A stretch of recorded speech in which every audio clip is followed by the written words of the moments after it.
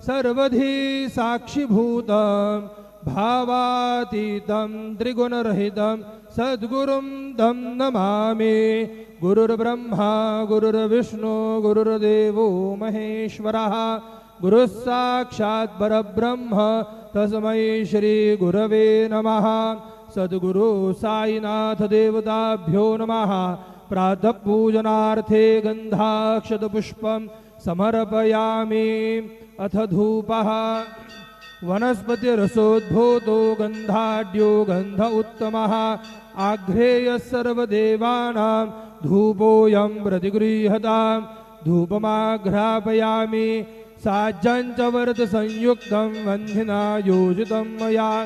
दीपं गृहाण देवेशो त्रैलोक्यतिमिरापः दीपं दर्शयामि। धूपदीपान्तरेण उपहारनैवेद्यं निवेदयामि।